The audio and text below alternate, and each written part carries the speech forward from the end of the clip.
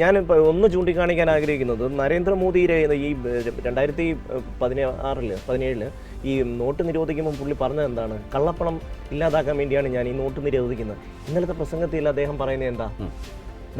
അദാനിയുടെയും അംബാനിയുടെയും കയ്യിൽ നിന്ന് കള്ളപ്പണം വാങ്ങിയെന്നാണ് പറയുന്നത്.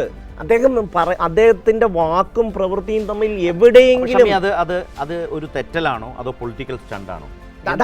അതായത് തന്റെ സമനില വിട്ടുകഴിഞ്ഞാൽ താൻ എന്ത് ചെയ്യുന്നു എന്ന് അദ്ദേഹത്തിന് മലയാളത്തിൽ പറഞ്ഞാൽ അന്തം വിട്ടവൻ എന്തും ചെയ്യും അല്ല, ഉച്ചചങ്ങാതിയെ പ്രധാനമന്ത്രി ആക്ഷേപിച്ചു എന്നാണോ? ഉച്ചചങ്ങാതിയെ കള്ളപ്പണക്കാരനാക്കി. ഞാൻ നോട്ട് നിരോധിച്ചു കള്ളപ്പണം ഇല്ലാതാക്കാൻ, അത് നടന്നില്ല. 2, എന്റെ സുഹൃത്തുക്കൾ 2 പേരുടെ കയ്യിലും ഇഷ്ടം പോലെ കള്ളപ്പണമുണ്ട്. അത് അവർ ധാരാളമായി കൊടുക്കുന്നവരാണ്.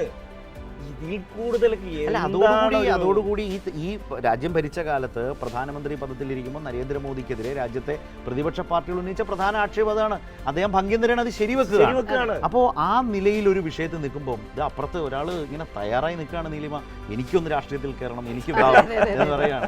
റായ്ബറേലിയിൽ മത്സരിക്കാൻ നോക്കി ഞാൻ. ആരാണെന്ന് കൂടെ ഒന്ന് പറ. റോബർട്ട് വാദ്ര. അമേഠിയിലെയും റായ്ബറയിലെയൊക്കെ ജനങ്ങൾ എന്റെ സാന്നിധ്യം ആഗ്രഹിക്കുന്നു എന്ന് പറഞ്ഞ ടീമാണ് ഇപ്പോൾ രാജ്യസഭയിലൂടെ രാഷ്ട്രീയ പ്രവേശനത്തിന് ഒരുങ്ങി നിൽക്കുകയാണ്. വരാൻ പോകുന്നത് രാജ്യസഭയിലാണ്. പക്ഷെ ഒരു സംശയമുണ്ട്, അത് ബിജെപിയുടെ സീറ്റിലാണോ കോൺഗ്രസിന്റെ സീറ്റിലാണോ എന്നൊരു സംശയം സ്വാഭാവികമായി ജനങ്ങൾക്കുണ്ടാവും.